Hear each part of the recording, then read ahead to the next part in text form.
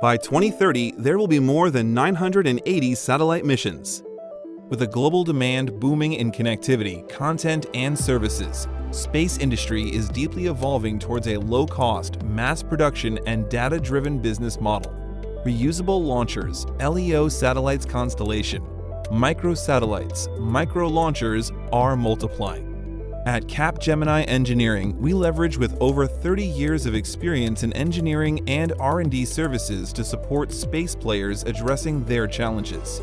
We help them to reduce costs and lead time while respecting all requirements including security. To do so, complex system management, including system of systems, digital transformation, and agility are key enablers. Capgemini Engineering helps to implement new engineering methods and technologies, such as DevSecOps practices to enable faster, more reliable, and more secure embedded software. Cloud, Agile method, flexibility, 10,000 engineers, Agile and DevSecOps.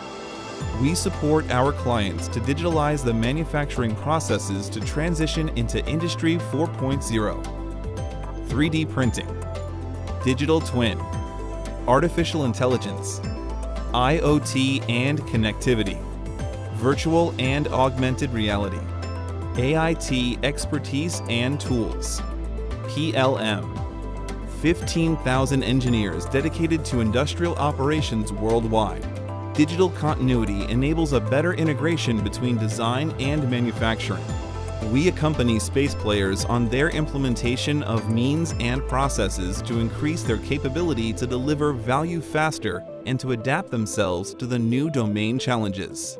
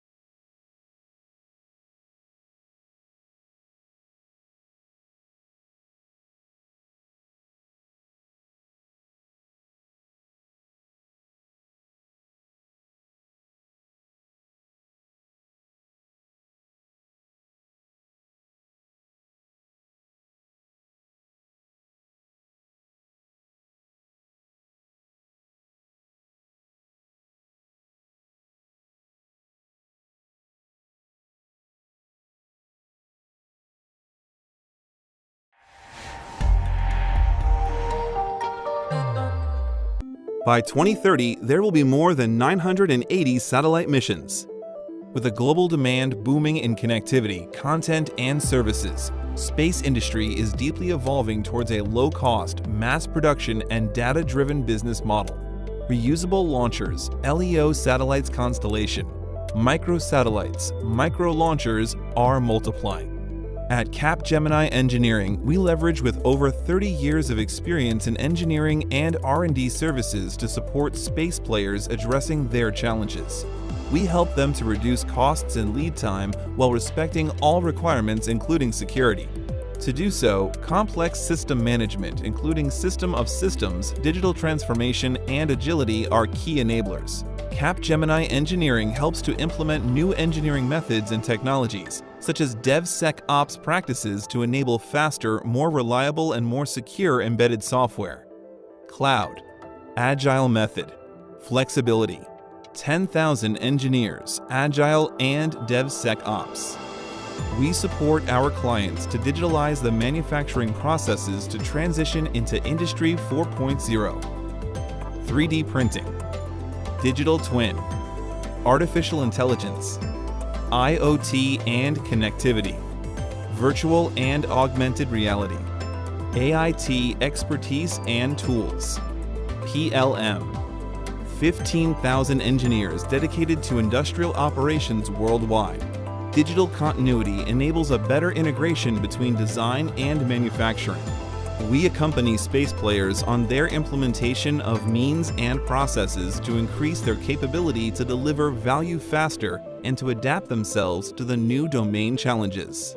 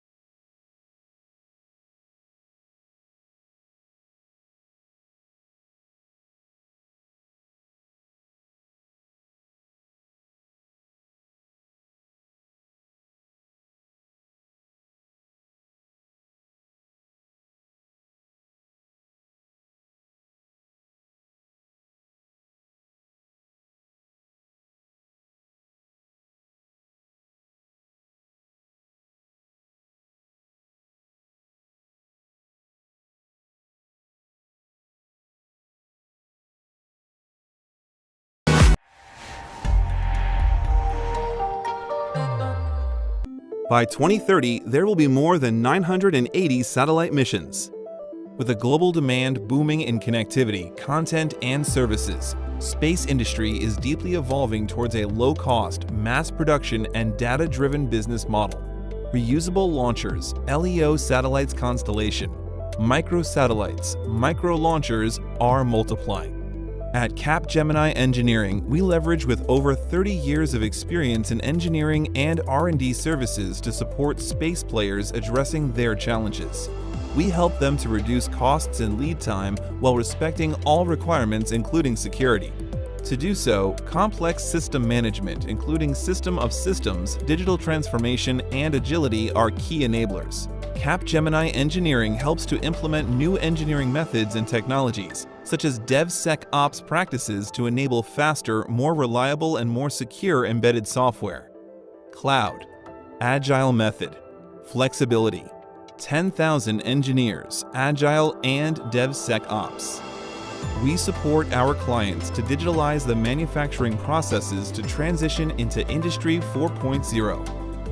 3D printing, digital twin, artificial intelligence, IoT and connectivity, virtual and augmented reality, AIT expertise and tools, PLM, 15,000 engineers dedicated to industrial operations worldwide. Digital continuity enables a better integration between design and manufacturing. We accompany space players on their implementation of means and processes to increase their capability to deliver value faster and to adapt themselves to the new domain challenges.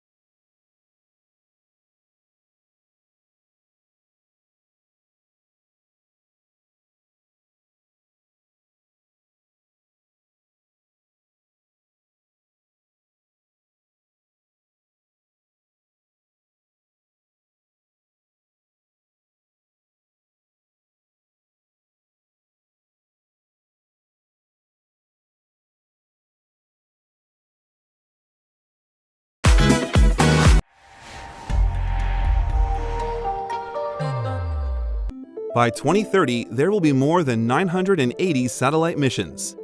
With a global demand booming in connectivity, content, and services, space industry is deeply evolving towards a low-cost, mass production, and data-driven business model. Reusable launchers, LEO satellites constellation, microsatellites, micro-launchers are multiplying. At Capgemini Engineering, we leverage with over 30 years of experience in engineering and R&D services to support space players addressing their challenges. We help them to reduce costs and lead time while respecting all requirements, including security. To do so, complex system management, including system of systems, digital transformation, and agility are key enablers. Capgemini Engineering helps to implement new engineering methods and technologies, such as DevSecOps practices to enable faster, more reliable, and more secure embedded software. cloud, agile method, flexibility, 10,000 engineers, agile and DevSecOps. We support our clients to digitalize the manufacturing processes to transition into Industry 4.0. 3D printing, digital twin, artificial intelligence, IoT and connectivity, virtual and augmented reality, AIT expertise and tools, PLM, 15,000 engineers dedicated to industrial operations worldwide. Digital continuity enables a better integration between design and manufacturing. We accompany space players on their implementation of means and processes to increase their capability to deliver value faster and to adapt themselves to the new domain challenges.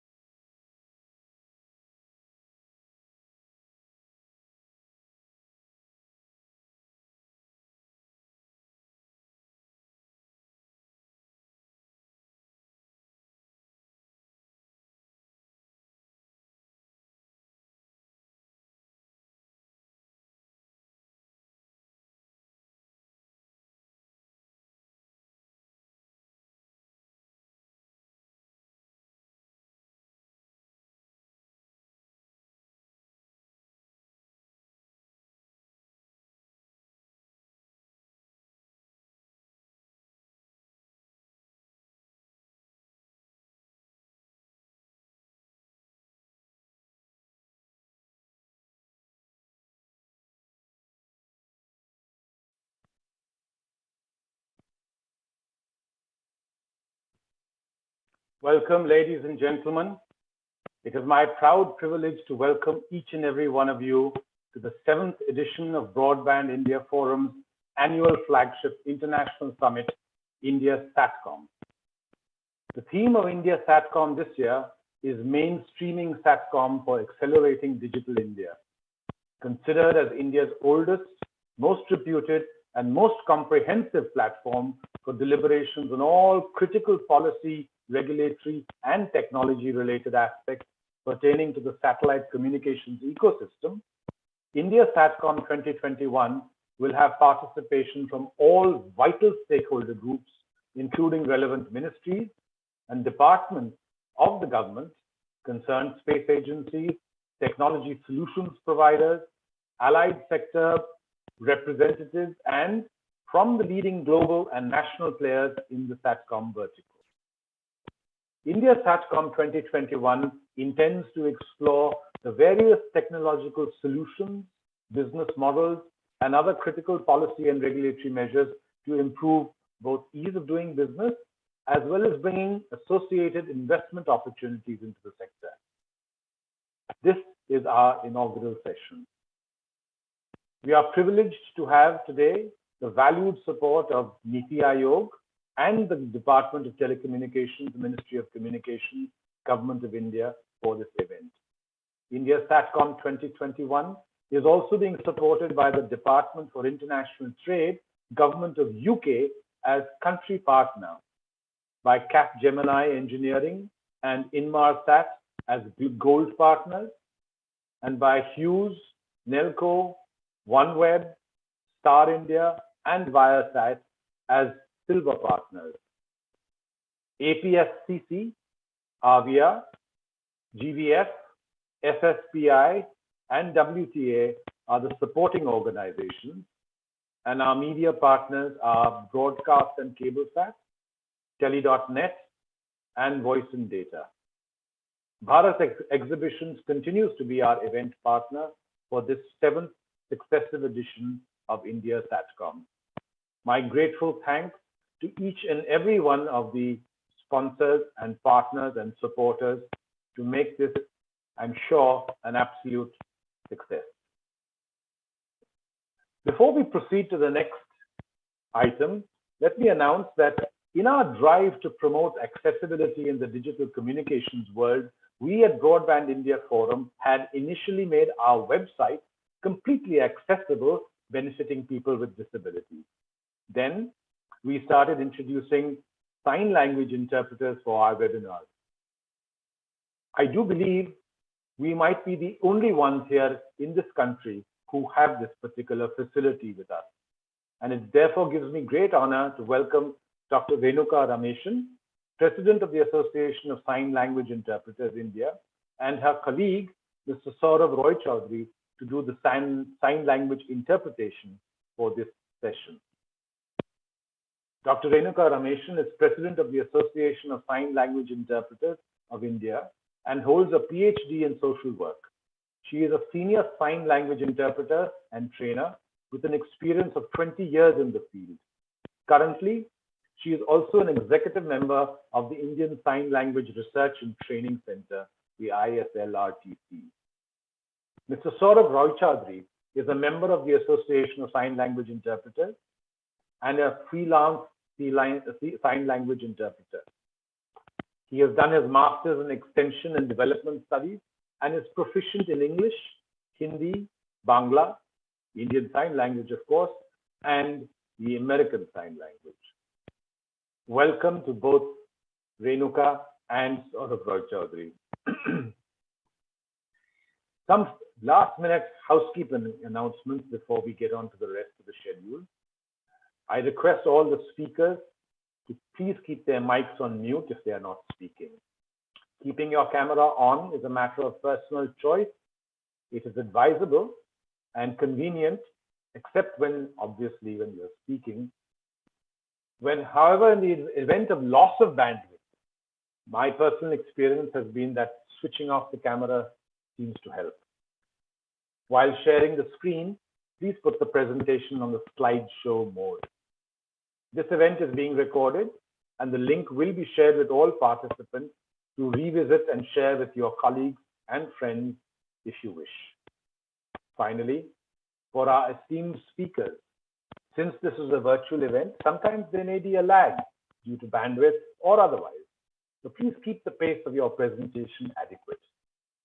And last but not least, let us be time sensitive to keep within the allotted slots and create a better experience for everyone who is part of the session today. With all these housekeeping bits and pieces out of the way, now let me invite Mr. T.V. Ramachandran, President, Broadband India Forum, for the introductory remarks. Mr. TVR needs really no introduction as an esteemed industry veteran. He has been part of the mobile telephony sector in India since its very inception as the first CEO of Sterling Cellular Delhi, and having established and led the COAI for 12 years. A recipient of the Voice and Data Lifetime Contribution Award for Mobile Telephony in India, he is also Honorary Fellow of the IET London and the IETE India. TV, over to you. The floor is yours. Thank you, Rajat. Thank you very much for the kind words. Good evening, ladies and gentlemen, or good morning also to attendees from the West, and a warm welcome to this inaugural session of India Satcom 2021, the 7th successive edition of the BIF flagship event. At BIF, we earnestly believe that Satcom is a very powerful element, essential element of broadband, and as enunciated also by the ITU, Satcom is one of the key elements of digital infrastructure. So we are totally committed to it as a broadband think tank. I'm greatly privileged today to welcome our esteemed guests and speakers, a very impressive lineup we have here with us. Respected Chief Guest, Dr. P.D. Waghela, Chairman, Telecom Regulatory Authority of India. He has honored us with his presence. Our special guests of honor, Shri K. Rajaraman, Chairman, Digital Communications Commission and Secretary, DOT. Shri Radhakrishnan, CMD of New Space India Limited, or NSIL. My senior industry colleagues, Mr. P.J. Nath, MD and CEO of Tata Nelco, and he's also the chairman of BIF Satcom Committee. Mr. K. Krishna, VP and CTO of Hughes India, who's co-chair of BIF Satcom Committee. Mr. Rahul Watts, Director of OneWeb, who is also co-chair of BIF Satcom Committee. Mr. Gautham Sharma, MD of Inmarsat India. My colleagues, Rajat Mukherjee and Debashish Bhattacharya.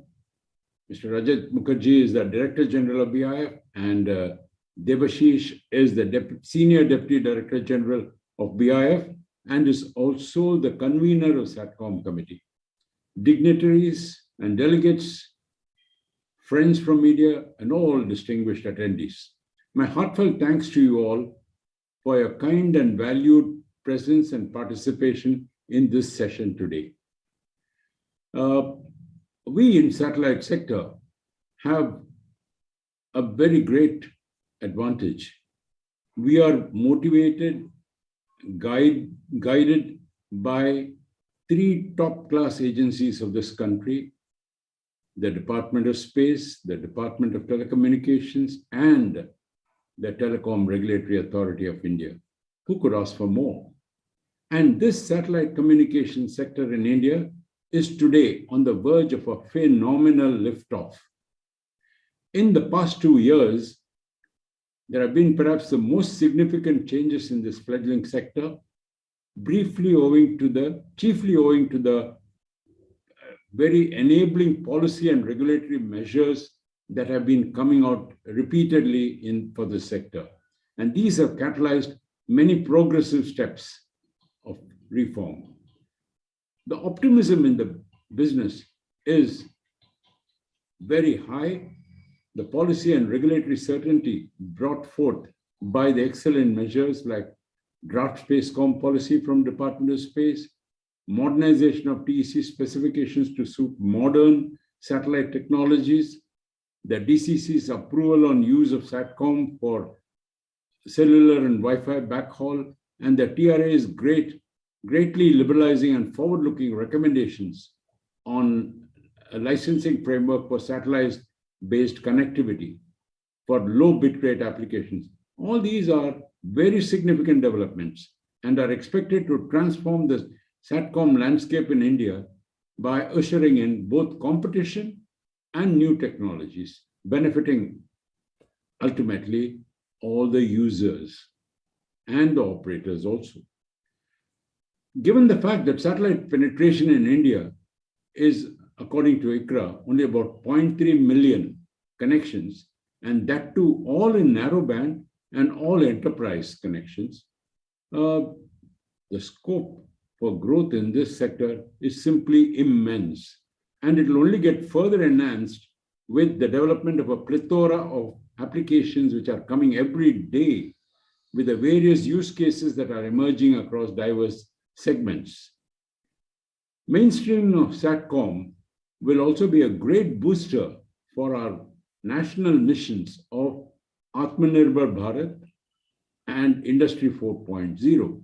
Why? Because it will create manifold manufacturing opportunities for the various components newly required for the numerous use cases such as IoT, healthcare, agri-tech, supply chain management, transportation, etc., all being sort of driven by modern Satcom. This would further fuel the economic growth of the country. The government has clearly demonstrated its intent to facilitate the use of the most advanced technologies like Satcom for providing efficient, reliable, and affordable digital connectivity to the Indian citizens. Ultimately, the citizens have to benefit. And it is now up to all of us to go forward and meet these end objectives. To summarize, Indian Satcom now stands an excellent chance to help fulfill the digital goals and ambitions of the 1.3 billion citizens of this country.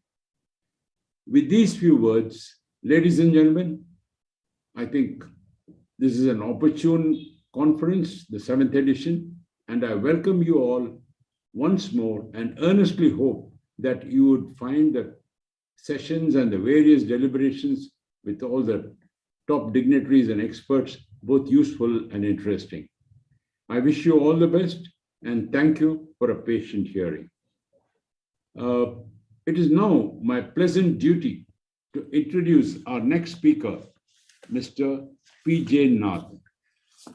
As I said, Mr. P.J. Nath is the chairman of our Satcom committee and has rich professional experience of over 25 years in the enterprise market, actively involved in pursuing regulatory improvements in the telecom industry. He has earlier held leadership positions in large IT and telecom enterprises like Tata Communications, Wipro, and prominently also in SIFI as executive president. So we are going to benefit a lot from his knowledge and experience and his suggestions for this sector. Over to you, PJ.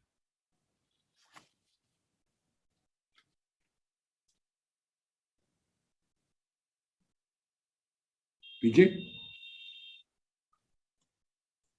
You're muted. You're muted, Pradeep ji. Yeah.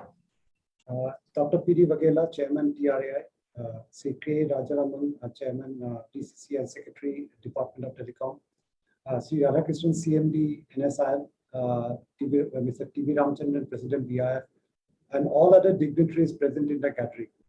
It is indeed an honor to address such an enlightened gathering of senior government officials and industry colleagues from India and other parts of the world and the media. It is a very exciting phase for satellite communication industry globally and more so in India.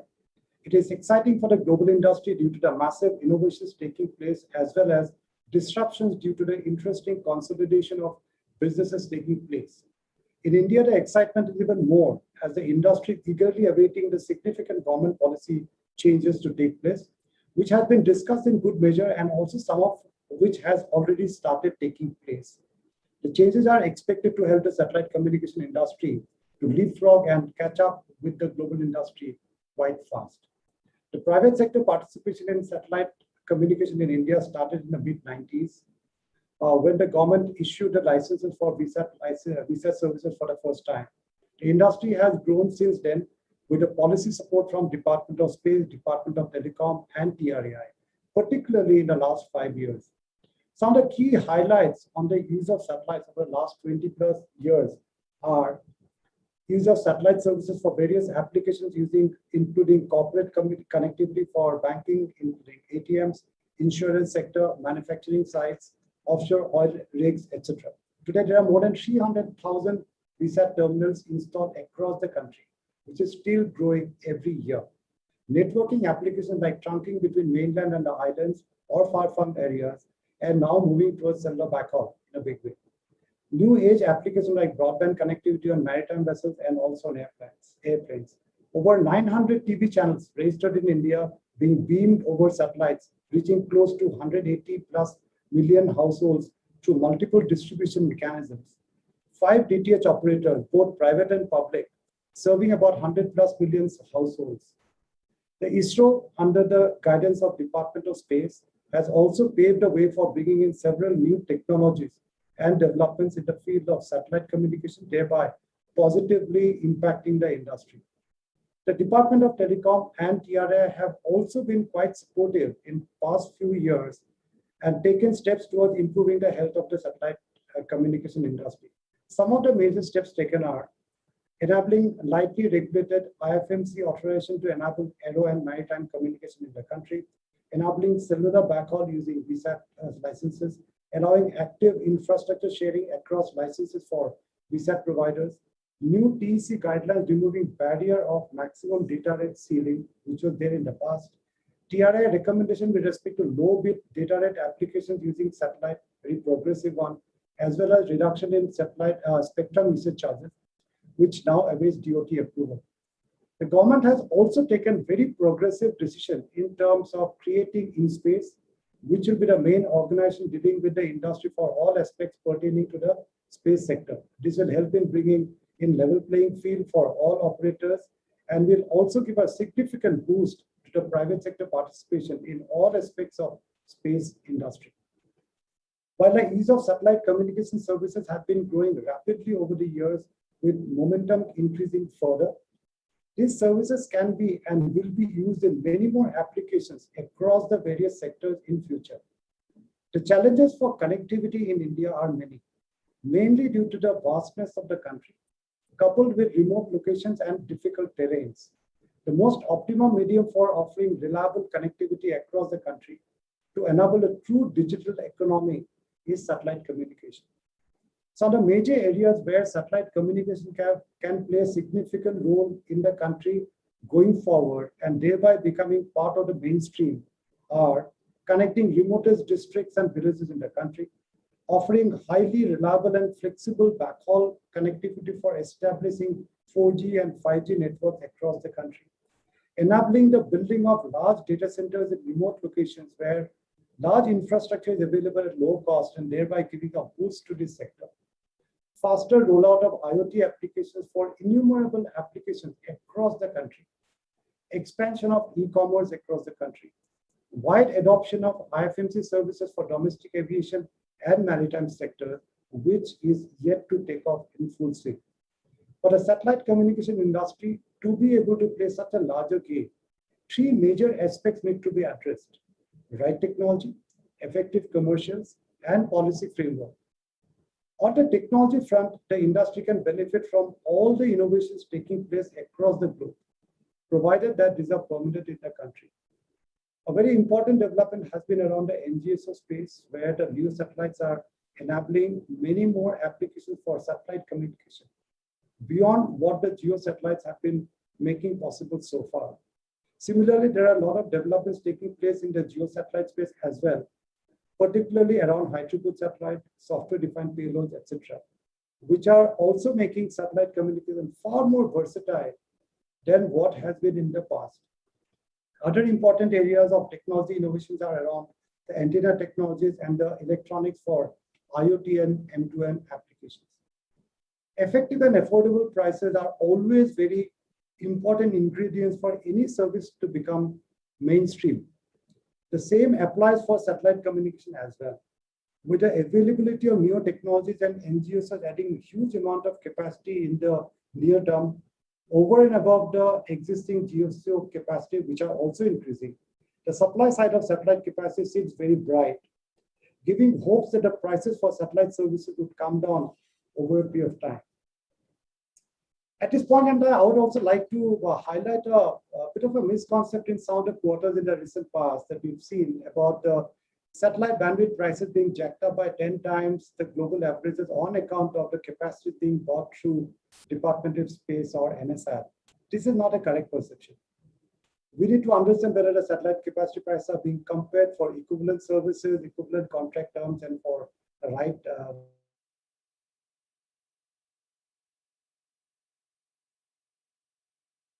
capacity prices in India for ISRO are quite competitive.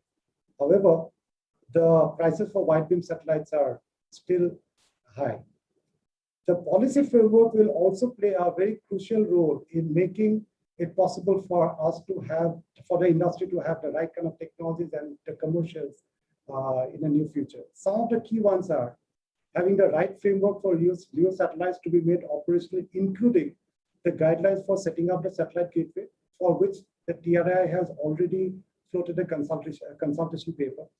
Facilitating effective commercial arrangement between the licensed service providers in the country and the satellite operators, both Indian as well as global, in terms of longer-term contracts, flexible bandwidth plans, etc.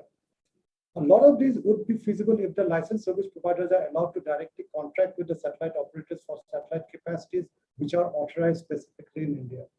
The other important policy frameworks to be addressed are in terms of allowing mobility applications on the land surface, allowing low footprint antenna, opening up of all the frequency bands for commercial use like L-band, S-band, K-band, apart from Ku-band and C-band, which are currently being used for commercial applications. We believe that a lot of policy-related issues are likely to be sorted out with the new Spacecom policy, and we are hopeful that a new policy will give a significant boost to the Satcom satellite communication industry in the country. While we talked of the technology and the policy framework, it is also important to mention about the overall spectrum strategy for the country, as that is a crucial part of any service delivery based on wireless technology. Even more significant for a capital and technology-intensive industry like satellite communication.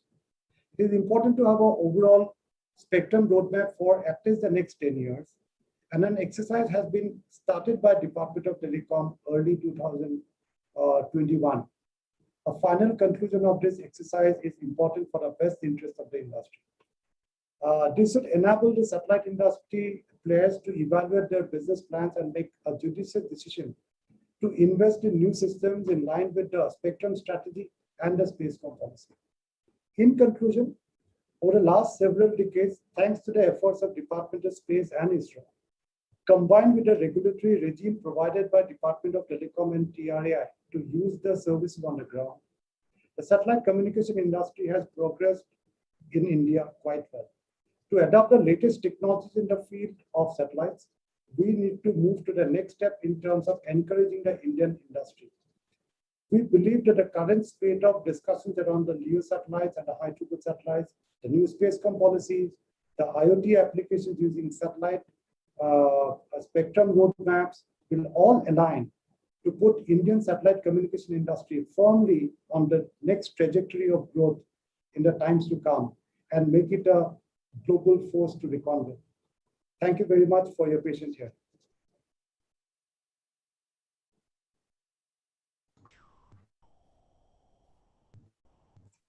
TV sir, you're on mute. Thank you very much, Pradeep. That was a very interesting and insightful introduction and address. I now have pleasure in requesting our next speaker, Mr. K. Krishna, Vice President and CTO of Hughes Communications India, to come over and give his presentation or talk. A few words about Krishna. He's one of the founding members of the India operations at Hughes and has more than 27 years of experience in the satellite industry. Generally, we all look up to Krishna. What he doesn't know is probably not worth knowing about satellite communications. That's the general outlook of all of us. He is responsible for the technology roadmap and various strategic initiatives of the company. He plays an active role in policy advocacy and is actively engaged with the government on policy inputs for policy reforms. Over to you, Krishna. Thank you, sir. Thank you for your kind words. Good afternoon, ladies and gentlemen. I have a presentation today. So I'm going to share my screen.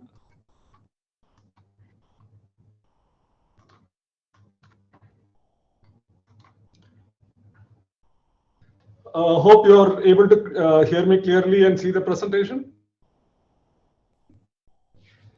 Yes, Krishna. Thanks.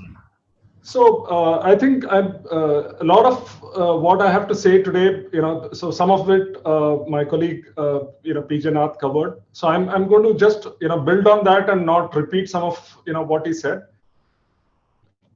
So the year 2021, has presented a lot of challenges and opportunities to the satellite industry. So let's look at some of the highlights. So if you look at the numbers, we are hovering around, this 296,079, is the numbers around 300,000 terminals. And COVID has had a significant impact on the growth this year. Of course, the first half of the year, we were badly hit because of the second wave. And as rest of the industry bounced back, the satellite industry also bounce back. Today, there is a lot of deployments that are taking place. But I need to remind you that the services have predominantly remained B2B. So that's one of the reasons, and with the terrestrial prices, the prices of VPNs, MPLS, and the reach of terrestrial increasing day by day. So the satellite is absolutely pushed to the remote areas and the edge. But if you see, these are some of the things which we've done well in terms of segments.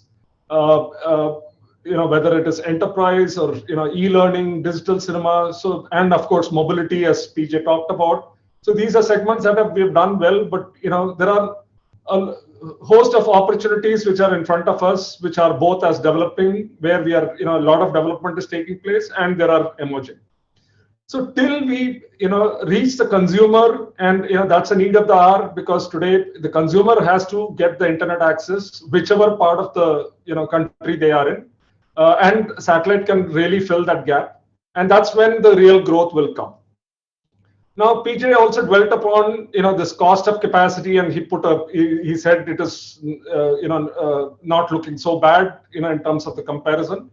I think the real issue is not, as he rightly explained, is not between ISRO capacity and other capacity, but it is more with respect to lack of high throughput satellites and spot beam capacity. ISRO and Department of Space have put certain satellites, but a lot of these satellites are today serving the BharatNet program, and as a result, these capacities are not available for the service provider use.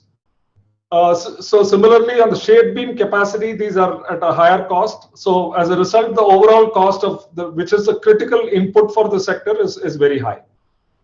At the same time, in 2021, the government came up with a host of reforms, which again PJ talked about.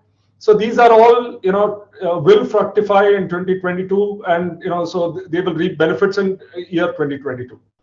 And the industry is eagerly awaiting the Spacecom policy. I mean, this is an infographic that I took from one of the presentations made during the last interaction, where the industry had with InSpace and Department of Space. So it's a very well thought out structure, and we hope that a lot of inputs that the industry has given will all make it to the new policy. Now, quickly, let's look at the global trends. We should all keep in mind that while there's a lot of talk about LEO systems today, everybody is talking about it. Whoever I bump into ask me about LEO systems. But the real, the LEO systems have still not come into play. So a lot of those trends that I'm talking about in 2021 are, either pertain to the GEO and to a smaller extent, the MEO systems. So let's look at some of them. So there are a lot of new names that you are seeing here, which are not, the traditional satellite companies, but companies which probably did not have any satellite background and who have come into this play. And they not only are disrupting the industry, but they are also bringing a lot of credibility to this industry, because some of these companies have done extremely well in their respective fields, and they are they are wanting to disrupt the industry with their presence here.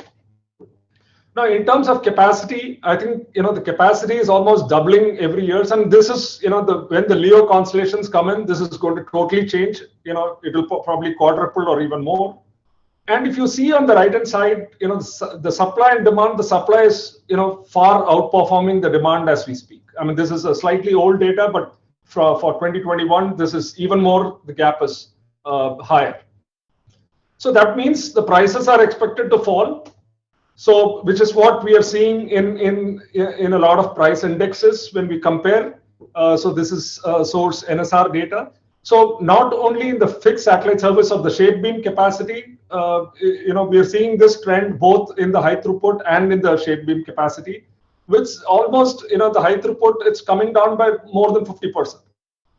So today we're talking about an equivalent capacity from the Department of Space from GSAT 11, which is at 4.5 lakhs per megahertz per year. We're talking about a global pricing of 2.7 lakhs per megahertz per year, and this is possibly without considering the LEO constellations yet.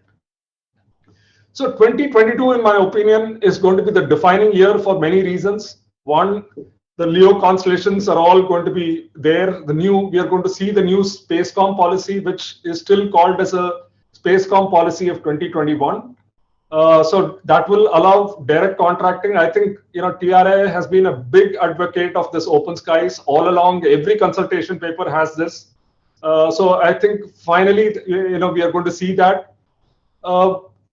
In all the interactions, it's come out that in-space will be a single window for for a satellite service, more from authorizing the satellite and giving all approvals, and of course the ground segment will still continue to be authorized by DOT. And we are already there are companies which are talking about indigenously building terminals and in-country launch options and satellite build options, etc. And of course, the low bit rate applications, we are going to see a host of them, both in the S-band and L-band. This is extremely important to fill the gap again for IoT applications to reach the rural areas. Land mobility is being talked about today. That's the only thing that's absent. Today we have mobility on air, in-flight connectivity, and maritime, and this is a logical extension of those. And of course, all of the focus is towards making the regulations as light touch as possible, which is a commendable effort by the Department of Telecom and of course TRA supporting it through their recommendations. So a lot of task forces have been formed to simplify spectrum assignment, mandatory performance verification testing, and even today every terminal is licensed, so a lot of that is already work in progress, which will simplify a lot of this. Of course, some of the things that I would like to highlight, which needs to be done, and which is again, there is definitely good intent, but they have to translate into action. One is the protection of satellite spectrum. So the satellite spectrum is a harmonized spectrum today, available all across the globe. There are a lot of international players who put up satellites, which have a lot of meaning for India. It is not only important that we build satellites and launch from India, but it is also the capacity, availability of capacity and capacity building are equally important goals, because if broadband has to proliferate into the remote areas, it is definitely with the help of satellite, and that can happen only when we have adequate capacity. I think the earlier chairman of ISRO made a comment that we have only 50% of the capacity, and for the remaining 50% we are dependent on these foreign operators or private operators. So it is important that the spectrum is protected and their investment is also protected at the same time. So also one important thing is today we have this concept of ad hoc administrative allocation of spectrum. It's given a lot of headache, and I think the Department of Space and again TRA are working towards forming a policy which will bring in some definite policy on allocation of spectrum and assignment of spectrum. Of course, there's a lot of ease of doing business initiatives which are underway. And the last but not the least, today the satellite service providers also contribute to the USO fund. The 5% of the AGR, as license fees that we pay is going towards a USO fund. And believe me, today the satellite service providers are the ones who go to the rural areas the most. And when every VSAT, we talk about 300,000 VSATs, these are not 300,000 users. There are many, many users behind those VSATs. So if today there are incentives or funding provided to the other service providers for going rural, the same should be applicable to satellite service providers as well. And I think one of the things that the pandemic has clearly highlighted is a lot of children in these areas could not attend this online mode of schooling because there was no connectivity. I think satellite, with its powerful multicast capability, can easily address this problem, and provided there is some viability in these areas and some funding is available. Another interesting option many countries have toyed with is, instead of we contributing this 5%, it could be turned into an obligation where as a method of giving back to the society, as service providers, we could be mandated to provide some terminals to schools and some connectivity to schools and other areas. That could be one form of accelerating this the digital India and curbing the digital divide. So end of the day, I think a lot of the government has put in a lot of effort in putting Wi-Fi hotspots and just to bring down the over dependence on the mobile networks. And again, satellite can very effectively backhaul some of this. Of course, for viability's sake, again, a funding or an obligation mechanism is required.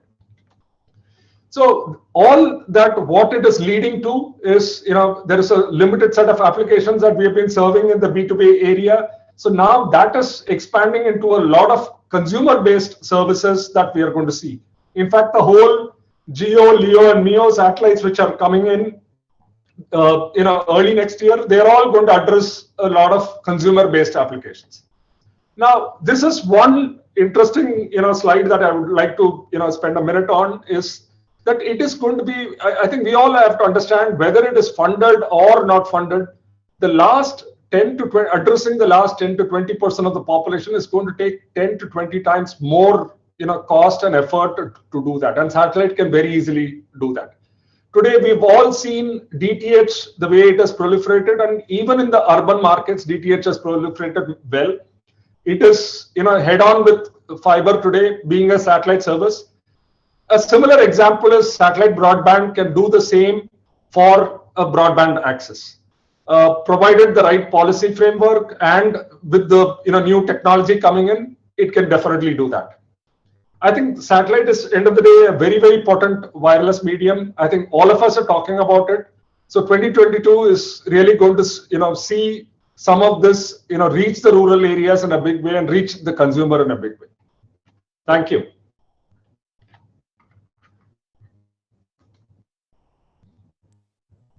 Thanks a million, Krishna, for that very interesting and fact-filled presentation and building up such hope and optimism for the going forward situation. Thank you very much. My next speaker is our next speaker is Mr. Gautham Sharma, and I'm very pleased to welcome and introduce him. Mr. Gautham Sharma is the Managing Director of Inmarsat India and is presently focused on bringing Inmarsat's 5th generation of mobile satellites into the Indian market, which would enable the world's fastest in-flight connectivity and digitize the Indian flagged maritime vessels. He has earlier served in senior positions in Huawei, Arisor International Holding, Pacific Bangladesh Telecom, and Hexacom India Limited, which is now part of Airtel, which was merged with Airtel. So he has tremendous experience and is a very mature and soft-spoken, a fantastic person to know and to learn Satcom from. Over to you, Gautham, for your presentation. Thank you, Mr. Ramachandran, for your kind words. I'll just give a small presentation. Just a second.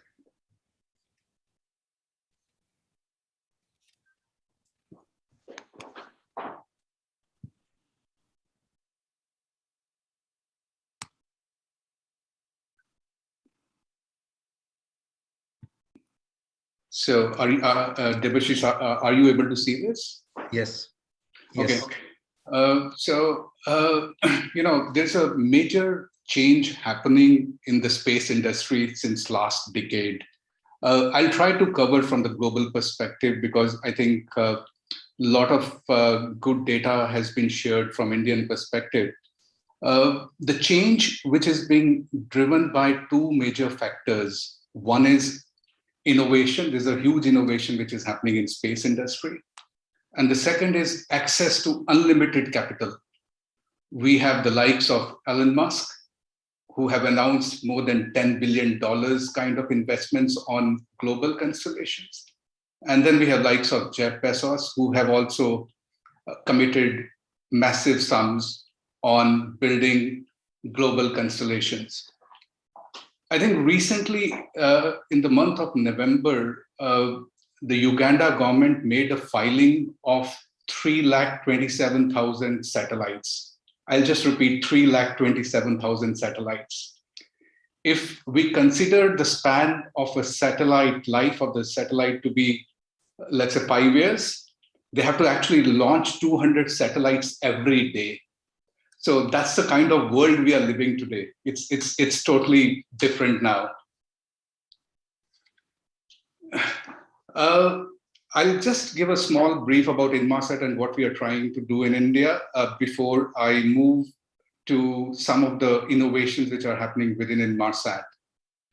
I think most of you are aware Inmarsat was established in 1979 under United Nations, and there were more than 200 countries which were signatories, out of which India was one of the prominent ones.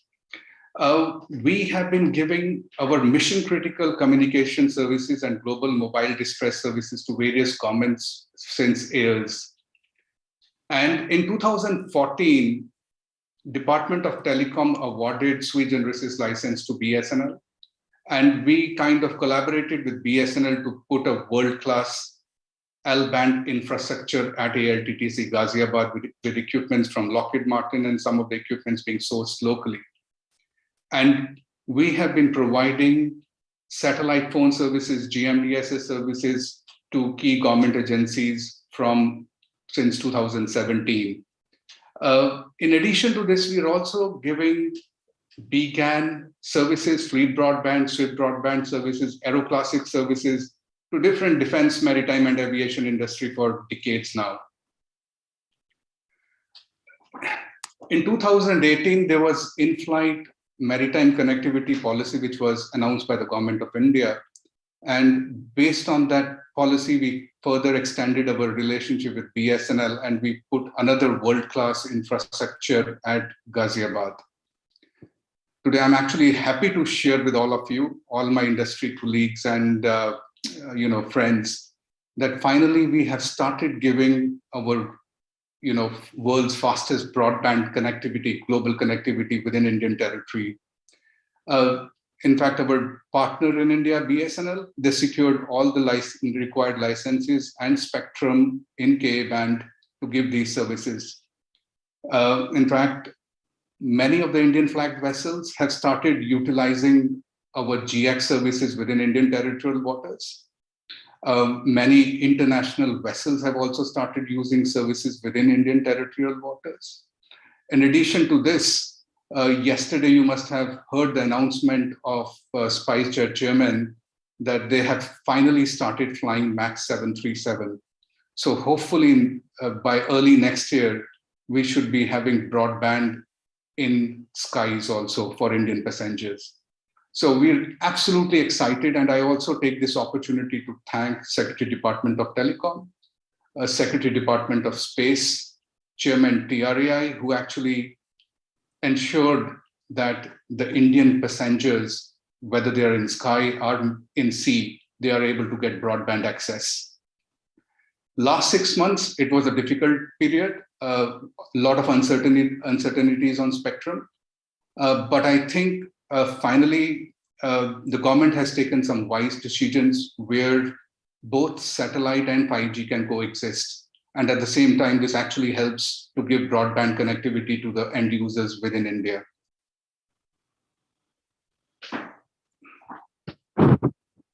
In fact, I would also like to thank the previous Secretary Department of Telecom, Anshu Prakash, who actually took this decision, when he was actually retiring.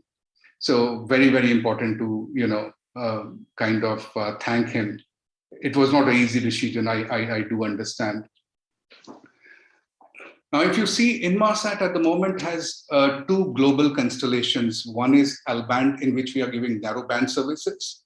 And then we have a global Ka-band services. The L-band services we're giving through our L-band constellations for the last 30 years. And Global Express is going to be around 10 years now.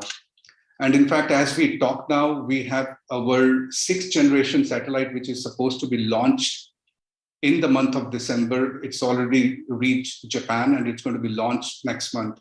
That's going to be one of the largest satellite which Inmarsat would be launching. It's going to be the size of a double-decker. So you can just imagine how big it is. And for the first time, we would be launching a satellite with a dual payload. This would be having a payload of L-band. This will, once it is launched, it will ensure we have 4 redundancies built on L-band. And the payload of Ka-band has a capacity which is combined together. You know, it has a more capacity combined our existing GX constellation. So that's the kind of investments which are going in our existing constellations. In addition to this, we have our European Aviation Network S-band. We're also doing, we have a good experience on the hybrid network. In fact, we have been giving services to Indian maritime vessels where they are using Ka-band with a backup of L-band. And at the same time, whenever the vessels are on shore, they are able to use LT.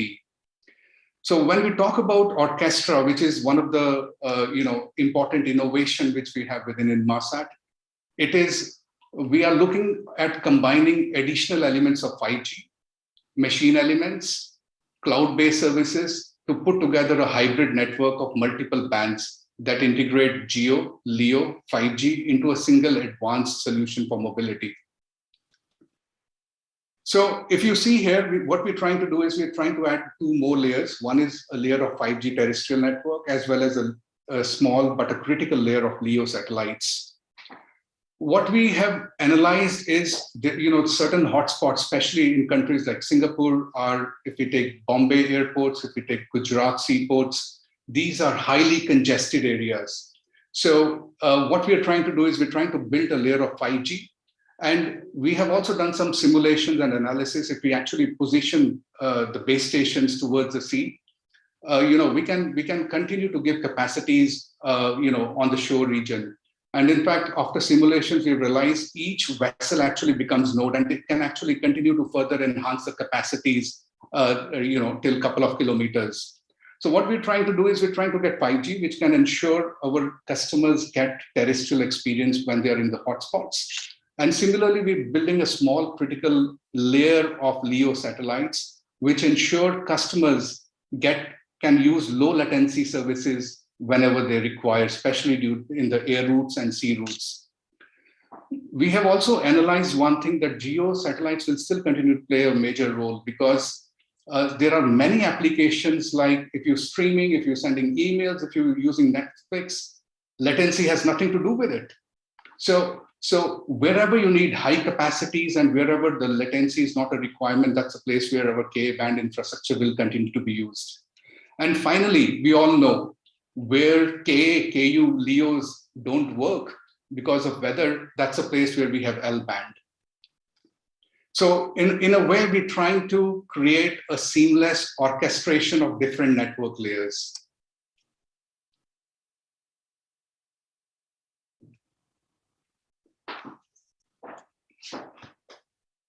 So now I will just summarize. Orchestra is a communication network of future, which will enable groundbreaking new services for global mobility customers.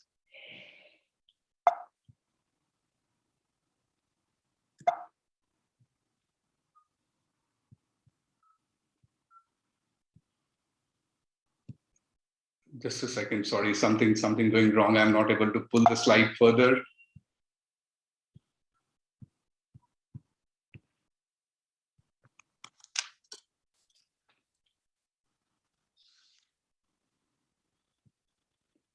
Yeah, so Orchestra redefines high-performance connectivity for mobile customers. It ensures we give highest capacity to mobility customers. At the same time, it also eliminates the industry-wide challenges of hotspots. Orchestra will also ensure that we give the highest average speed and lowest average latency for mobile customers. A unique resilience for mission-critical applications, especially with the L-band layer which we have. So to summarize, Orchestra is a unique multi-dimensional dynamic mesh of layers, which includes L-band, which is a critical layers of always-on connectivity, Global Express, which is our award-winning reliable high-speed global coverage, terrestrial 5G, and LEO satellites. Orchestra will enable compelling new capabilities for customers, especially for smart passengers cruise ships. It will ensure we give high speed, low latency to passengers. It will also help us in large-scale deployment of industrial IoTs with neutral devices. In fact, this will also help in maritime and aviation industry to give separate virtual private networks. For example, in maritime industry today, we have separate VPNs which are meant for crew, and then we have separate VPNs which are actually given to captain for operation purposes. And similarly, on the airline side, we will be able to have separate VPNs for cabin. There will be separate VPNs for crew applications. This will ensure security and safety of all the data, all information. We also believe with Orchestra, we will be able to unlock new use cases and business models like urban air mobility. In fact, we're already in discussions with one of a startup in India, which is working on autonomous flying taxis. Similarly, this will also help in securing tactical private networks and also help the customers on cloud-based application ecosystem, especially on smart applications in maritime and aviation.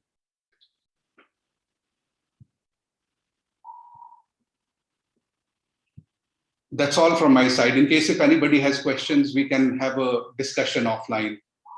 Thank you, and over to you, Mr. TVR.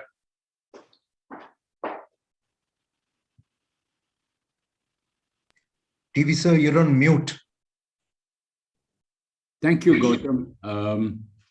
As usual, it was most interesting and brilliant. Thank you very much for that. We now have great pleasure in welcoming and introducing Shri Radhakrishnan, Mr. D. Radhakrishnan, who is a CMD of New Space India Limited, NSIL of the Department of Space. A few words about him. A distinguished aerospace engineer with over 30 years of experience in ISRO. His areas of experience and expertise include launch vehicle configuration and mission design, commercial launch services, and communication satellite services.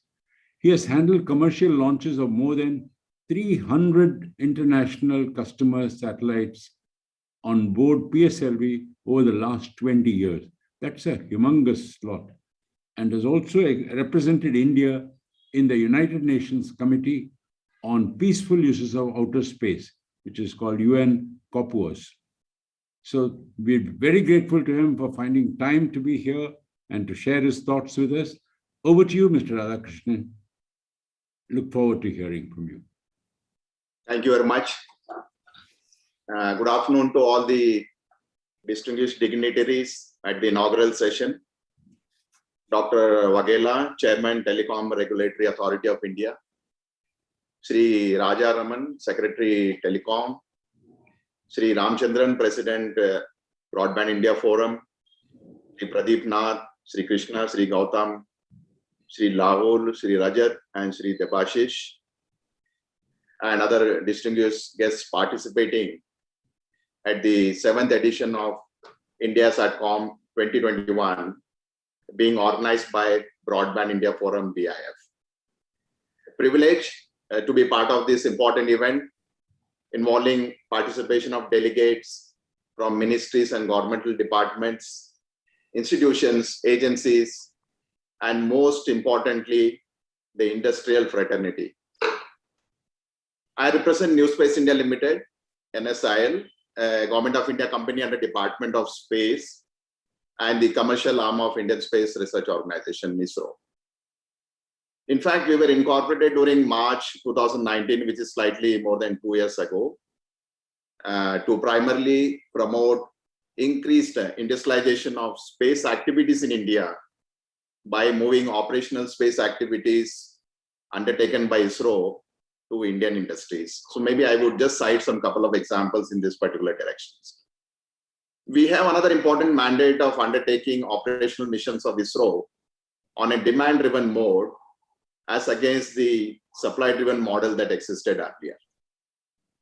In addition, the responsibility to commercialize ISRO's space products and services to global user community also lies with New Space India Limited, not to forget the technology transfer of ISRO's products and services back to the industry. Now, if you look at the achievements Indian space sector has made over past 5 decades, I would say it has been really phenomenal. All the vital elements of space, when you talk about space, involving launch vehicles, satellites, ground segments, and application programs, have been designed, developed, realized through our own homegrown technologies, thereby making us self-reliant in the area of space and reducing, most importantly, our dependency on the foreign sources. Now, when we move on with the opening of the space sector in India, I think it is the very opportune time for all of us to move towards increased commercialization of space activities through enhanced participation of private Indian industry players. Now, in the context of this conference, which is India Satcom 2021, wherein I understand the prime focus is going to be on the communication, satellite services related aspects, I'm happy to say that today India can boast of having an operational INSAT GSAT system, which some of our colleagues have mentioned earlier, which is the largest domestic communication satellite system in the world that has enabled expansion of broadcasting and connectivity services in the country. I know there has been a kind of a gap between the supply and the demand that existed, but I think our effort will be to see how do we bridge this. Now, today we have nearly 10 communication satellites in orbit that are meeting the communication needs of the country. In addition, we have 3 HTS high throughput satellites that have been built and launched by ISRO. And we at NSIL are in the process of commercializing the HTS capacity on board this satellite to Indian user community. I know Mr. Krishna has been mentioning about the HTS capacity that they have been starving for. I think surely in the coming days or coming months, we will see how best we will be able to provide you those particular services. Now, in the coming months, this established operational INSAT GSAT satellite systems will be owned and operated by New Space India Limited, NSIL. And we also propose to transform the satellite capacity to the users to a long-term arrangement. Basically, now based from the year-on-year update, we are planning to move on to a long-term arrangement to ensure the assured continuity of services and better commercial advantage for the operators. Now, in our effort to meet the domestic communication needs, I would like to mention one very important aspect of our program. NSIL is building the GSAT 24 communication satellite, which is 24 K-band transponder satellite, and the capacity on board this satellite will be leased to DTH customer. And we propose to launch this satellite during the first quarter of next year, that is as early as March 2022.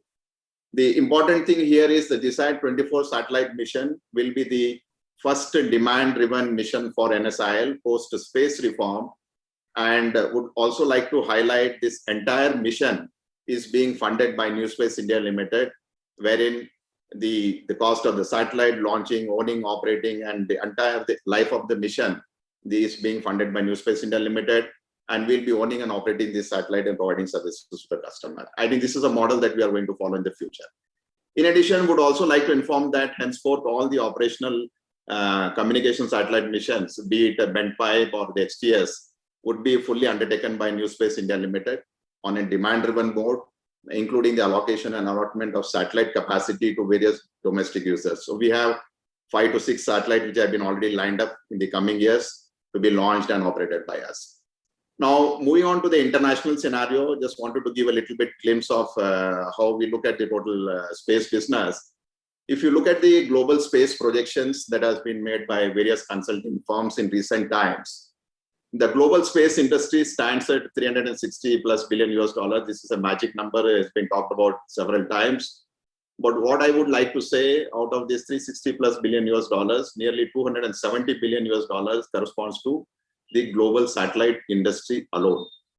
And very interestingly, the communication satellite services and the ground segment elements account for bulk of the market share, and it together aggregates to almost 90%, where each of these components taking nearly 45% of the share. Now, if you granularize this particular requirement, the projection that has been made, of this $270 billion satellite industry market, the communication satellite services itself is approximately $123 billion, and it includes broadcasting services like your TV, DTH, DSNG, which takes nearly 90% of the share of this $123 billion. I think it's a very interesting fact that has been brought out. Whereas the connectivity services like broadband, VSAT, and air sea transport services amounts to nearly almost 10%. This is just based on the market projection that has been made. Now, this projection, basically, if you look at it, clearly brings out the fact that the communication satellite service segment is a very commercially lucrative market to venture into, and not to forget the other equally important associated ground segment as well. Now, with regard to the aspects related to investments, I would just like to touch a little base on the investments to be made in the commercial space business. Would like to say that there are two major business streams where the investment basically happens. In my view, one is the upstream part of the segment, which includes manufacturing of satellites, launch vehicles, launch services, and to an extent, the ground segment establishment. The other downstream segment correspond basically to the business related to satellite operators and the service providers. Though in a much commercial sense, the majority of the revenue lies in the downstream segment of the space business, undoubtedly, the upstream segment plays a very significant and dominant role in enabling the commercial downstream business. And I would like to reiterate here, we at New Space India Limited propose to invest and operate the upstream market and to an extent midstream segment of the commercial space business. I think one should also keep in mind when we talk about upstream downstream business, not every country has got the capability to end-to-end undertake the upstream segment of the space business because of the limitations in countries may have the capability to build the satellites, but not everybody possesses the capability to launch and own the launch vehicles. So I think in this scenario, we think we are quite fortunate that we have those capability here. And we, being the commercial arm of ISRO, have the added advantage of the available expertise of ISRO capability in building, launching, and operating the satellites being available to us. Presently in India, the domestic communication satellite market demand is primarily being met through GEO satellites operating C, KU, and Ka band. The broadband connectivity requirements to an extent is also being met through our indigenous HTS capacity, which we are going to ramp it up in the coming years. Now, in the broadband services market, as I think everybody has been speaking about, the future emerging trend is towards LEO constellation for broadband services. And some of the key constellations that are coming up are OneWeb, Starlink, QPR from Amazon, and maybe Telesat. This is going to add, in my view, is going to add newer dimension to the emerging broadband services market globally. I know a lot of debate is ongoing with regard to, just now Krishna also was mentioning, with regard to GEO HTS satellite versus LEO constellation for broadband services. I think it's better we wait and watch and see the emergence of these systems and how it really penetrates into the market. Now, with all these emerging scenarios existing, considerable growth in Indian space related activities is envisaged. That is what is our perception. And in my view, with the opening of the space sector to the private entities in the country, it would be also important to create more awareness about the legal and regulatory regime so that each and every newer player who undertakes such activity in the coming years does it in a more conscious, and I would like to underline, in a very responsible manner. I'm sure in the years ahead, India would likely raise its global commercial space market share from the present 2 to 3% that we have been talking about to around 8% of the projected global space economy. That is our vision by proper planning, investment, and expansion of our business application. Just to conclude, the Spacecom Policy 2021, which is under consideration by the government, and the newly created in-space mechanism, along with New Space India Limited, are going to be the major drivers for enabling the growth of satellite communication services and the space economy for the country. I feel in the context of this reform space sector in India, the deliberations during this event would bring in newer ideas and challenges that the space players need to consider and factor in while evolving a commercially competitive business model to meet their user needs. I thank the Broadband India Forum for giving me the opportunity to share my views during this session. Wishing all the best for further deliberation. Thank you very much. I'm sorry. Thank you very much, Mr. Radhakrishnan. It was a wonderful talk, and your perspectives on demand-driven actions and what you see as a growth future are very, very encouraging. Thank you. We'll be fully with NSIL and DOS in making these things happen, sir. Thank you. I'm now extremely delighted to welcome our next speaker, welcome and introduce our next speaker, Shri K. Rajaraman, Chairman, Digital Communications Commission and Secretary, Department of Telecommunications, Ministry of Communications. A few words about him. A 1989 batch IAS officer of the Tamil Nadu cadre, he has rich and varied experience in areas of investment promotion, foreign direct investment, public sector undertakings, industrial infrastructure, VAT administration, etc. He has earlier served as Additional Secretary in the Department of Economic Affairs, Ministry of Finance, Joint Secretary of Expenditure in Government of India, and Commissioner of Commercial Taxes in the Government of Tamil Nadu. Also as MD of Chennai Metro Railways. Mr. Rajaraman has a very refreshing approach. He's an engineer and highly qualified in financial management also. And we are greatly looking forward to his talk and direction in this area of Satcom. Over to you, sir. We look forward to hearing you. Good evening to all of you. Good morning and good afternoon, I think whatever time zone that you might be. First of all, I'd like to congratulate the Broadband India Forum, especially Mr.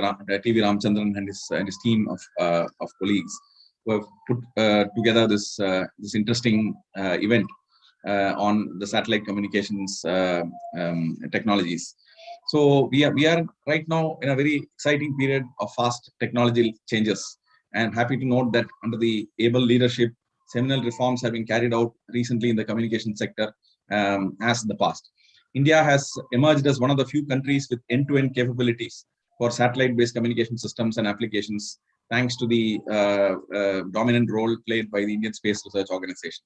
ISRO has demonstrated technological prowess in building and launching satellites for various sectors like defense, remote sensing, meteorology, broadcasting, and communications. So based on the Honorable Prime Minister's announcement under the Atmanirbhar Bharat reforms package in May 2020, a cabinet decision on unlocking India's potential in space sector has been announced in June 2020, wherein ISRO facilities have been offered to private sector to design, develop, and launch vehicles and satellites. As a result, the InSpace has been set up to look after space segment allocations. New PSU, I think has also been formed, about which Mr. Radhakrishnan spoke, and we look forward to rapid expansion of its activities. Advancements in technologies in ground and in the space segment, both especially high throughput satellites and low Earth orbit, medium Earth orbit satellites are able to provide solutions for a large number of applications, be it low latency, higher bandwidth, enhanced speeds, besides providing reach to uncovered and difficult terrain areas. These features can be leveraged for socio-economic benefit across multiple sectors such as agriculture, transportation and logistics, fisheries, disaster preparedness, agriculture, and management, disaster management. So in a vast country like India, I think I'm sure that the rollout of more services through satellites could be of significant benefit to a number of backward and remote areas, including mountainous areas and aspirational districts. Satellite-based services complement the terrestrial service by connecting inaccessible and far-flung areas, the mountainous regions and the seas. The demand for satellite-based and terrestrial telecom services have put unprecedented demands on the radio spectrum. In particular, the C-band and the Ka-band frequencies are necessary for both space-based as well as terrestrial communication services. The Ka-band is important for high throughput satellites, and it's important for the 5G services. Further, many new LEO satellite constellations are also being designed using the Ka-band frequencies. Since spectrum is a finite resource, its value can be augmented through sharing and coexistence by different services. Thus, it is necessary to ensure efficient use of spectrum. This includes revisiting the uses in existing frequency bands as well as in the new frequency bands. Government of India is committed to ensure greater efficiency in spectrum use, and therefore continues to work on ensuring such kind of shared use without interference. The greater participation of the industry through an association, that is the Broadband India Forum, is a key to translating the indigenous potential into capacity to meet national needs and also to be a significant player in the global space communications market. As a part of the recent telecom reforms package announced for all the licensees, the following amendments have been done in license agreements. Basically, number one, rationalization of bank guarantees to 1/5 of the earlier amount, rationalization in interest rate, penalty, interest on penalty, etc., on delayed payment of license fees, rationalizing of the definition of adjusted gross revenue definition, and revision of the FDI limits up to 100% on the automatic route. So these are some of the major reforms that we have introduced in recent times. In addition to that, enhancement of the scope of commercial VSAT license, which allows VSAT service providers to provide backhaul through VSAT for cellular, mobile service and Wi-Fi services, is another effort in this direction. So this will accelerate rollout of cellular and Wi-Fi services, further provisioning of connectivity under the PM Vani program to the remotest areas. Further, sharing of satellite hub active and passive infrastructure for different services by licensees has been enabled. This is an important step towards ease of doing business, as it removes the duplication in infrastructure across multiple licenses held by a service provider, leading to saving in capex and operational expenditure. Long-standing demand of industry has been addressed by Department of Telecommunication, where data speed restrictions to different types of satellite-based telecom network deployments have been done away with, thereby enabling deployment of faster throughput high networks. The revised standard is in line with the advancements in technology in this field and will help in realizing the government's broadband proliferation initiatives.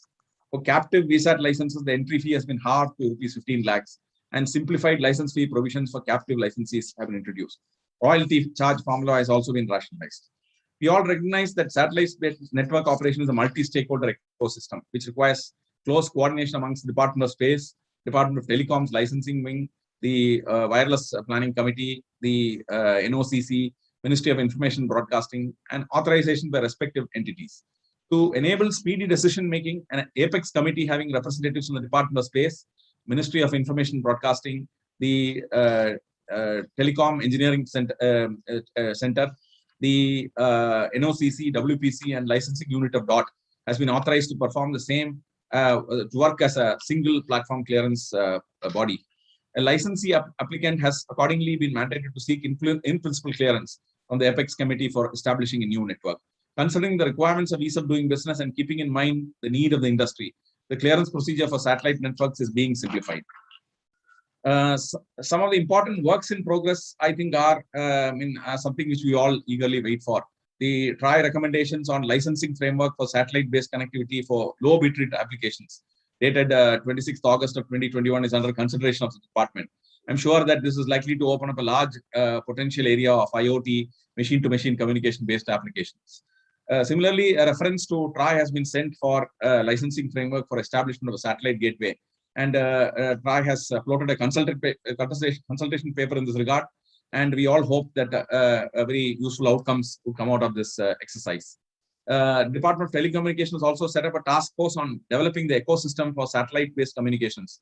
And some recommendations have been received, and we are in the process of examining that to enable a better ecosystem for satellite-based communication in India. To conclude, I would say that DOT is very keen to ensure a level playing field for all forms of communication and all technologies in the pursuit of expanding communication services to all sections of population in this country. DOT recognizes the importance of satellite communications in spawning innovation, growth, and new age jobs in convergence with terrestrial communication and other forms of communication, as was explained by Mr. Gautham Sharma. We look forward to the useful suggestions from the stakeholders and industry bodies as part of this conference. Thank you very much. Thank you very much, sir. It was most inspiring to hear of these remarkable actions taken for the progress of the sector by the government. We assure you all our cooperation in going forward, sir. Thank you. My great pleasure now is to introduce and welcome our chief guest of the day, Dr. P.D. Vaghela, Chairman, Telecom Regulatory Authority of India.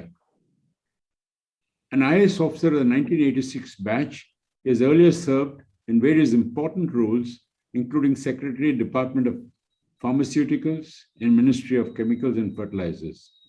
He was also convener of the Empowered Group 3, now EG2, which handled availability of critical medical supplies like PPE, N95, ventilators, testing kits, etc., which are now being exported globally by India. A very, very important thing.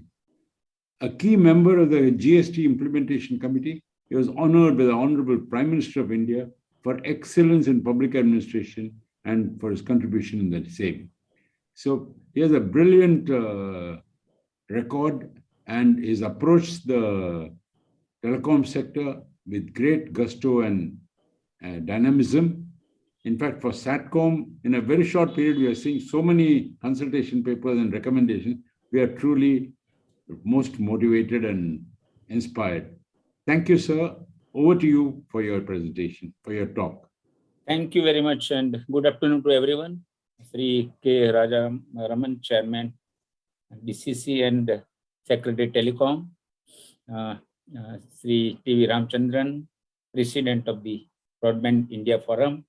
Rajat Mukherjee, E.J. Nath, MD and CEO Tata Nelco. K. Krishna, VP and CTO India. Gautham Sharma, MD Inmarsat. Radhakrishnan Duraraj, CMD NISL. Rahul Vats, all the participants, and from the press. Thank you all the previous speakers for their excellent presentation. I would specifically thank Mr. Krishna for an excellent overview and his road ahead which he has presented. Gautham Sharma, I'm impressed with your idea of the orchestra. Mr. Duraraj was excellent in giving an overview of the space industry and its upstream and presentation on upstream and downstream capabilities. I think I will sit together with them before finalizes any recommendation, so that there is no gap, and try things of a bigger vision. And I should congratulate the entire team of the Broadband India Forum for organizing their annual flagship event, India Satcom 2021. The forum has always played an active and positive role in working with the government and try so as to achieve Digital India mission of Honorable Prime Minister of India. Today's 7th International E-Summit on Satcom will provide a platform to discuss ways and means to mainstream Satcom so as to accelerate the pace of digitalizing India. I congratulate BIF for making the summit more accessible by introducing sign language facilities. It is really a very, very important idea, and I think other organizations will learn from this. So as we are all aware, India is the fastest growing economy in the world, and digitalization, which is growing exponentially world over, is one of the key aspects in this growth trajectory in India as well. So digitalization is transforming the way we work and live together, and telecom infrastructure and network is serving as the backbone for achieving the digitalization. India has adopted digitalization in almost every aspect, be it healthcare, finance, financial services, including online payment, education, online access to various schemes and programs, delivery of various services and benefits. The result will be more spectacular if the bit reaches to one and all, the have and the haves not, the urban and rural areas, and to every nook and corner of the country. I believe Satcom can help us reaching to every nook and corner of the country and reaching to the people who are excluded, those who are in the difficult terrain, who are on the hills and forest and islands. So we all know the capabilities of satellite communication for extending essential telecom services to the remotest corners of the world. its role in providing reliable service in case of natural disaster is well accepted. Also, the satellite systems are ubiquitous and can provide telecom connectivity and internet in oceans, sky, hills, forests, islands, and places almost inaccessible through terrestrial technologies. However, its capabilities are yet to be exploited fully in India, and a time has come that we all, the regulators and the government, will move very fast, and we come out with a ecosystem which is which allows India to become a major player in the satellite communications. I will talk more about the satellite communication, and what I also think that there is a misgiving that satellite communication can be a competitor of the terrestrial communication.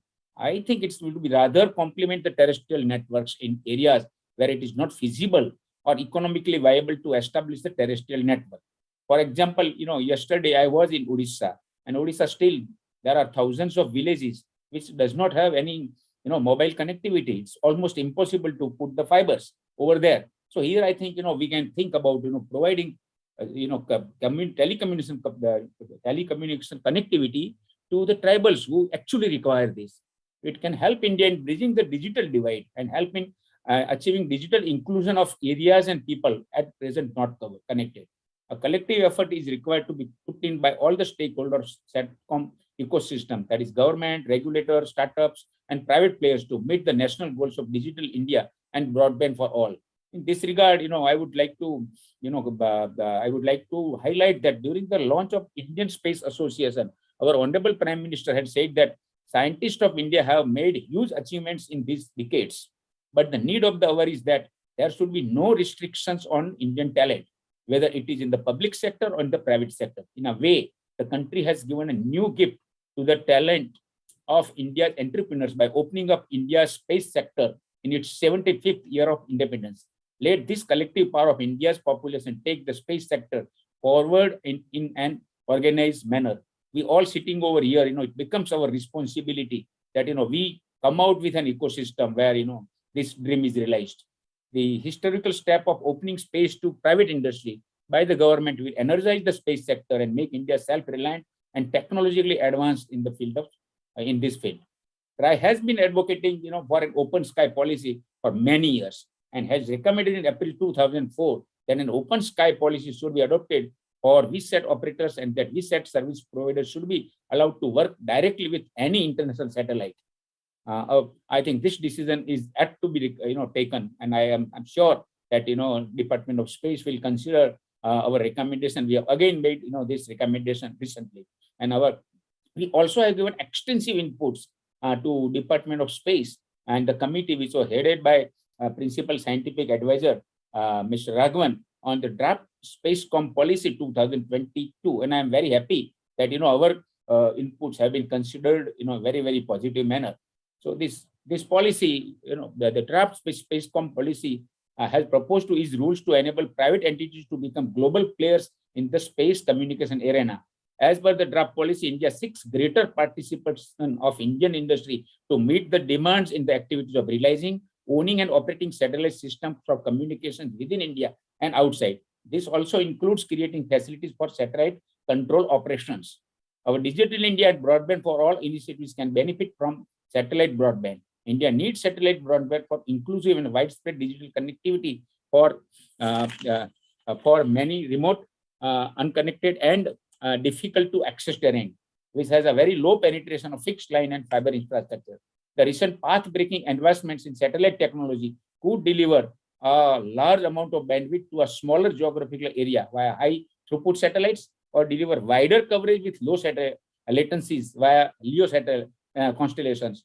Mr. Gautham Sharma actually has discussed this in a very, very comprehensive manner. These new technologies and innovation can help make broadband more affordable, available pan-India and accessible to the public, agencies, industries and citizens at large. Satcom can also help augment new technologies and application for a variety of services, including disaster and emergency relief and rescue, besides playing a complementary role in providing backhaul infrastructure for next generation networks, especially with regard to 5G. TRAI has recommended in July 2020 that VSAT service providers should be permitted to provide backhaul connectivity for a cellular mobile services through satellite using VSAT to the access service provider. We also recommended to permit them to provide backhaul connectivity using VSAT to access service provider by establishing Wi-Fi hotspots. We are very happy that DOT has recently issued an amendment which permits VSAT service provider to provide satellite-based backhaul. Spectrum charges for SAT fund services are very high, and to make the service viable and affordable, we have recommended to replace the formula-based spectrum charging with adjusted gross revenue-based charging at 1% of AGR. Government has accepted our recommended and issued order for implementation of the same in 2022. We have also recommended that the commercial VSAT CUG service, the SUC ceiling of 4% should be lowered to 1% to cover administrative charges only. And I'm hopeful that DOT will also consider this recommendation. This recommendation is very, very important if you want to make a VSAT CUG service really affordable. We have recently forwarded our recommendation on licensing framework for satellite-based connectivity for low bit rate applications. It has been talked about, and I'm sure that this is very, very important recommendation for reaching out to the far-flung areas, so that the low bit rate applications can be made applicable. It can actually transform the rural economy completely, and a lot of use cases will come up once this recommendation is accepted. My request would be that Indian industry and academia and the startups should work together for development of ecosystem in this regard. In this recommendation, we have also recommended that the government should consider doing it with the NOCC charges for use of space fragment. Instead, the spectrum charges paid by the service licensee should cover only the administrative and operational and testing charges. Because in the end, the idea is to allow this technology to be, implemented fully, and the benefits should go to the, people of India. And also, when when the charges are, not very heavy, the more people will enter the arena, and the service will become cheaper. As part of this recommendation, we have also recommended that the government may publish a list of approved foreign satellite systems based on their technical and security evaluation, from whom the service licenses may procure the satellite capacities. The service license should be permitted to choose the foreign satellite system from the approved list, and to list the satellite capacity directly from the chosen foreign satellite and satellite system, instead of the present way of the acquisition of foreign satellites by the Department of Space and the charging 5% on that. I think that system requires to be reconsidered, and our recommendation which I have sent to Secretary Department of Space may be considered. Lot has been done by DOT and Department of Space, both in simplifying approval system in the last 5-6 years, and that we should be thankful that there is a sea change in the approval process. However, we believe that there is still a chance to improve this ease of doing business further, and I'm very happy that Secretary DOT today has declared that they will further they will further look at the ease of doing process. We have also recommended in the same recommendation that DOT should put in a place a comprehensive, simplified, integrated single window online common portal. That means, suppose after you go to the DOS, again, you did not apply, through other portal to the Department of, Department of Telecommunication. So, a comprehensive single system can be put up, where all the approval, permissions, allocations by agencies like DOS, DOT, WPC, and NOCC can be given in a single portal. The idea is that the service licenses can place their request on this single portal, and the agencies respond online in a transparent and time-bound manner. That I believe, we have gone through this, the present processes. There are still a lot of physical touch and physical interface. I think these kind of interfaces can be done away with. I am also of the opinion that, after the, introduction of DigiLocker, even, agreement can be signed online, because we have thought, we have already implemented, digital signature under the, in the IT Act. So, this aspect also we need to look at. So this actually, makes investment in this sector, very, very attractive, especially when the, when the foreign operators want to, they want to enter this, this sector. We also have now, as already told, that we have issued this, paper on licensing frame for satellite earth station gateways. And I request, please go through this, and I will be very happy if some sort of radical and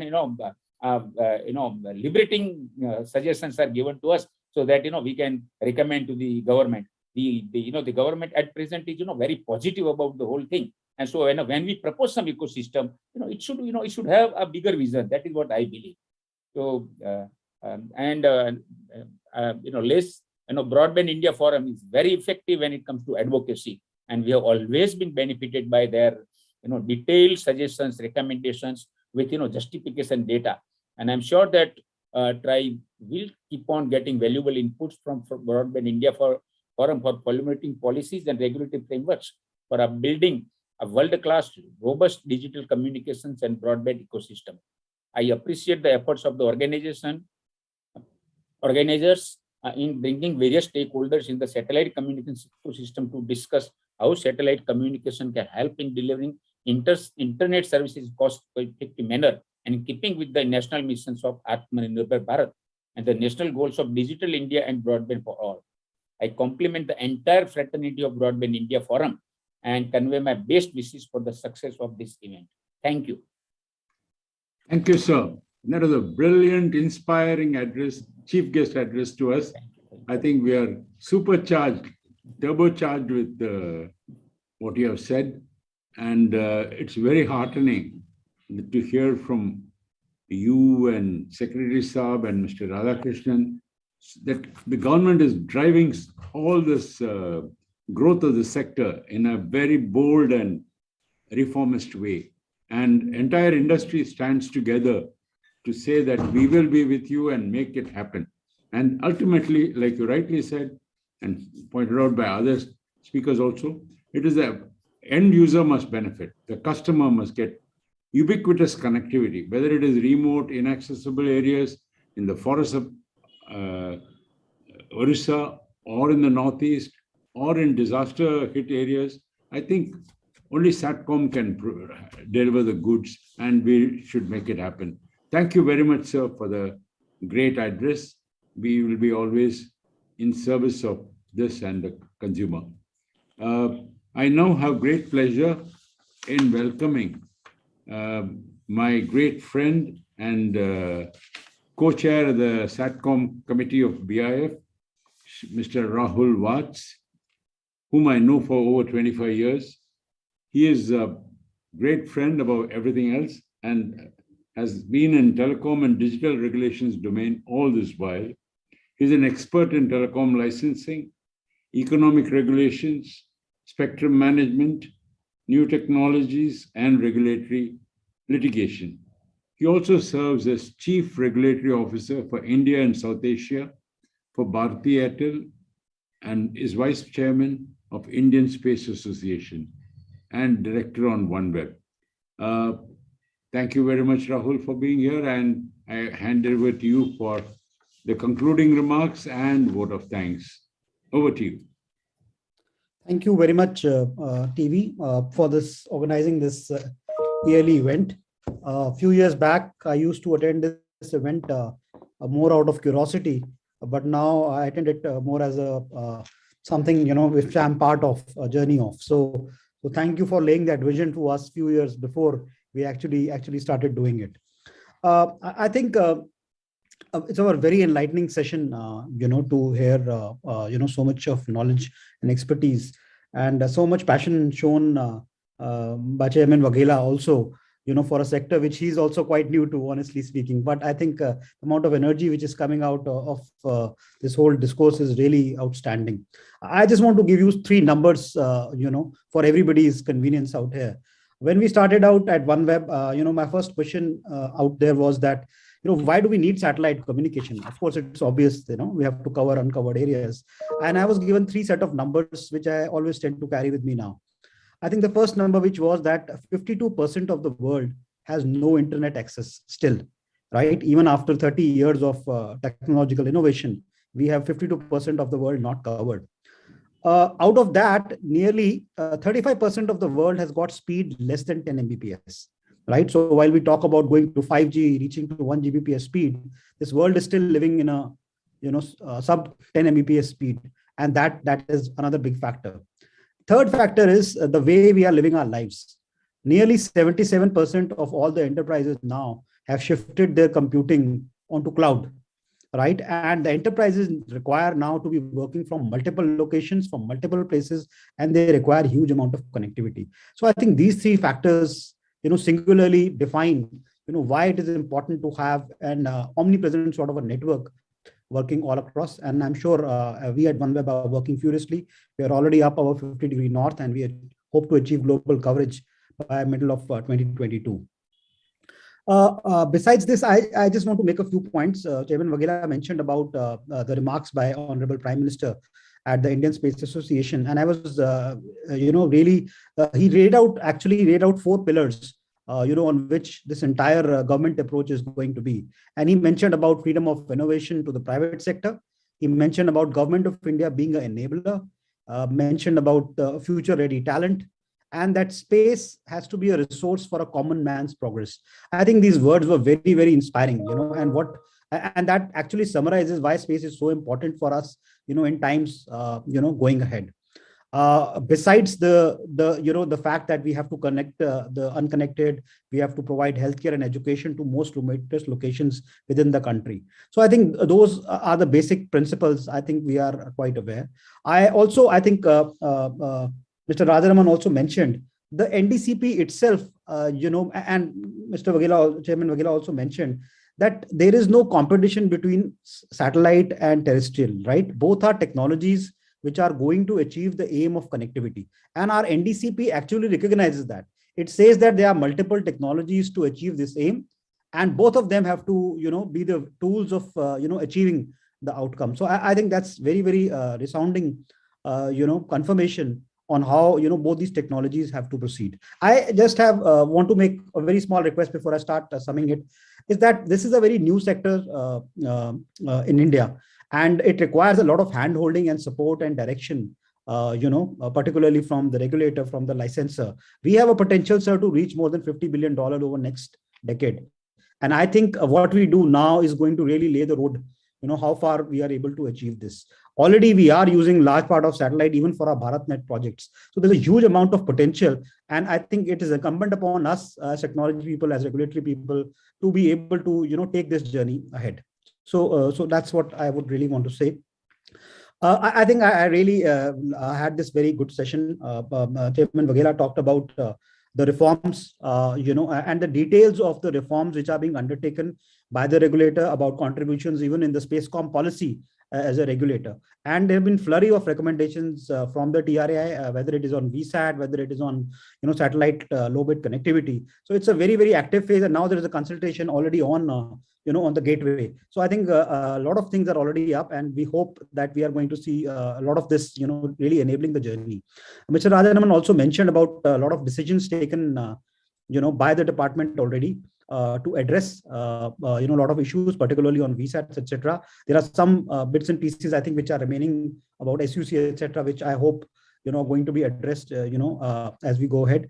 And of course the fact that we have to create a level playing field for operators to be able to thrive into this particular space.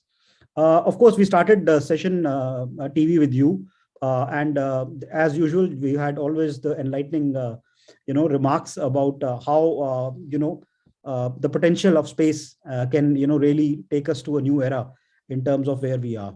PJ, my dear friend, who was the chair of the committee also, he talked about the optimization of policy and technology mix, which can really help in bringing down the overall cost for satellite broadband, and taking this particular technology ahead. Krishna, who is a subject matter expert and an expert for me, at least, whatever I am learning, he talked really about the trends in satellite technology, very informative about STS, GEO, LEOs, and also the importance of ease of doing business and the spectrum roadmap, which is very essential for certainty, in this particular area. Gautham, of course, had a very comprehensive, presentation about this entire, plan of Inmarsat, and also about the orchestra, which is very encompassing and really addresses a lot of business needs of enterprises across the world. And of course, Mr. Radhakrishnan, who was also there during the the space inauguration function, who mentioned about the perspective of the ISRO and DOS, and how the augmentation of the satellite upstream market with new satellite launches is really going to enable the commercial, broadband services. So I would like to thank, all of you and the BIF team, Rajat and Arun and Devashish, for really organizing this and giving us a chance to be able to, bring this out so well.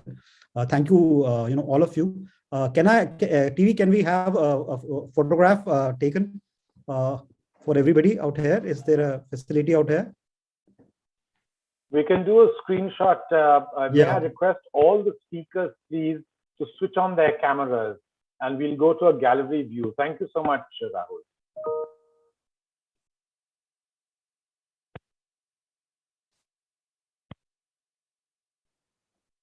Are we going to gallery view?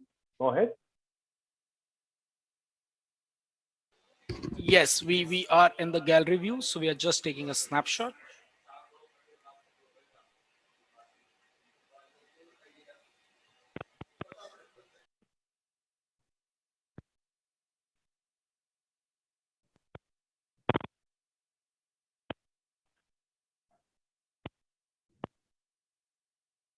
Thank you, Rahul. Thank you so much. With that, I am assuming, Rahul, you've ended. Yes, I have. Thank you so much. Thank you so much. With that, we come to the end of this session today. I would like to remind all the attendees and the audience that session 2 will be starting tomorrow at 10:30.